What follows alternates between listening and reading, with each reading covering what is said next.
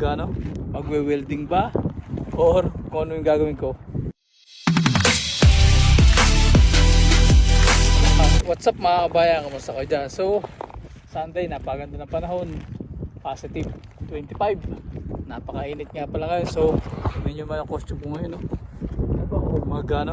Magwe-welding ba or kung ano yung gagawin ko. Hindi, magtitrim po ako ng mga damo natin. Yan yung patrim natin, no?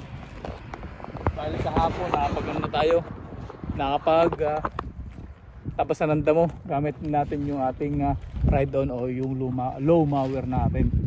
So yan, tatapos ko pa to mga to kanal or ditch hanggang doon sa dulo.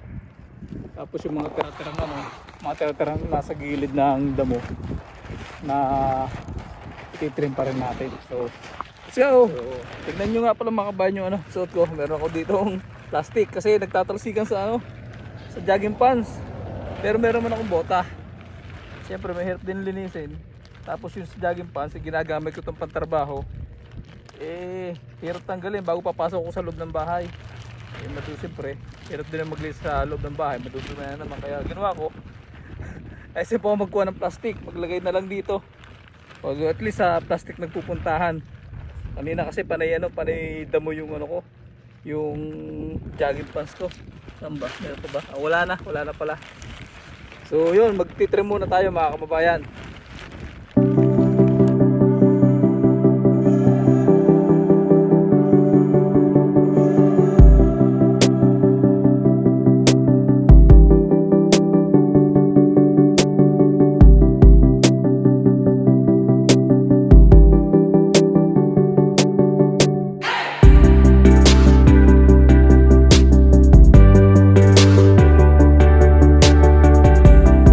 So yun mga kabayan, tapos na natin itrim itong gilid. Pero itong taas na to, hindi na natin ititrim yan. Tsaka itong na mismo nasa gitna. Dahil may magtitrim naman yan sa government. So ang tinitrim ko lang itong gilid lang na to, na medyo malapit sa ditch. And then hindi pa tayo tapos. Meron pa tayong ititrim na kaunti ron. Doon sa sa may poste. Tsaka doon sa may isang puno ron. Yun lang. Patapos na tayo kasi sa gilid ng bahay. Tsaka sa may barn. Tapos na yun. Na-trim ko na kanina. So late lang tayo nakapag video dahil ang ating cellphone ay lobat. So pag talagang may sarili kang bahay, kailangan mo talagang linisin yung kapaligiran mo. Kung hindi ka magano dito, maglilinis, pwede kang i-report ng ibang mga puti rito. Kaya ng mga namamahala rito sa lugar mo na bakit hindi ka naglilinis na ganun. So kaya kailangan mo maglinis. Kung wala ka namang mga pang trim o mga gamit sa bahay, pwede ka namang dito tumawag sa may mga nagano dito, may nagpapabayad, grass cutter. Yun. Ganun din pagka winter, meron din sila na magbabayad ka lang ng din na magpa-plow para sa snow pagka wala kang mga gamit, tsaka pagka hindi mo na kaya maglinis ng bahay mo. So yun, tutuloy ko lang mga kababayan yung ating pagtitrain.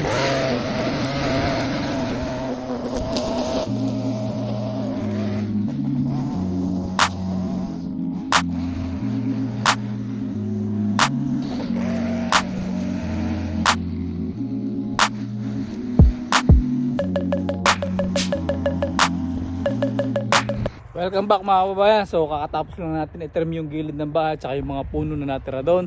And then tapos ko na rin itong i-trim itong ating manukan sa mga gilid. Tapos ko na rin. So medyo may mga damo-damo pa sa loob. So gagamitin natin ng push mower. Hindi ko alam kung gagahan na to.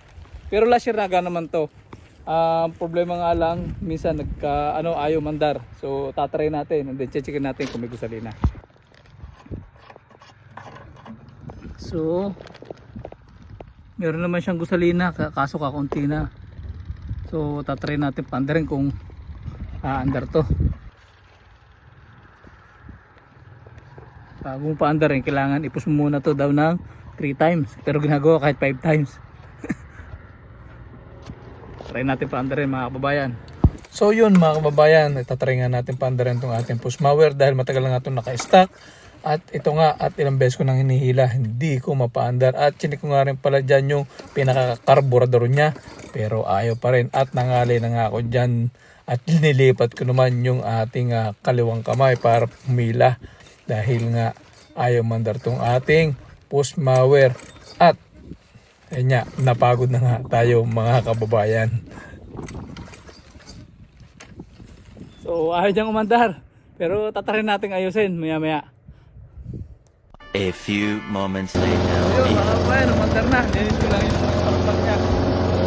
Pwede natin At yun nga mga kababayan, umandar ang ating push mower.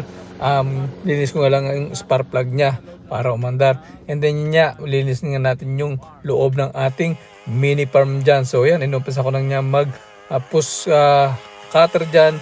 At ito, natapos na nga rin tayo. So mga kababayan, yung ating ride on. Ito yung ginamit natin kahapon na pagtatabas sa ating mga kapaligiran na labas ng ating bahay. Yan. Ito nga pala mga kababayan yung ating harapan ng bahay. Tapos na tayo magtabas at mag-trim ng ating mga damuhan. At yan ating harapan ng bahay. At yan ang ating area dito sa PEI. Then yun nga pala yung aking asawa nagtatanim ng... Ano tiyatanim mo? Sibuyas, tsaka ng bawang. So ano yun, si plantita. Ang gagawin naman natin si ay plantita pala ng ipot ng manok. Pero baka hindi ko napakita yung video dahil medyo pagod na rin tayo. And then ito nga pala yung... So ano sinasabi mong ililipat yung ano? Ha, ang layo naman doon. Ito yung bala kong bala ko itong tanggalin na. Ito. Lalagyan ko ng yung, di ba may drum? Oo nga, may drum, yun na gagawin ko. Tatanggalin ko na to. Ano kasi to baka magagato. O kaya dito natin ilagay. Di kaya? Oo. Pag may time. Tapos ito, dito na. Dito na itong mga... Oo na siguro yan. Ay, tabi nga lupa So, ang dami namin sibuyas. Nagbebenta daw siya ng sibuyas. Malaki na bang bunga? Itong isa. Ha? Pero ito malalaki. Pero baka harvestin ko na to siya.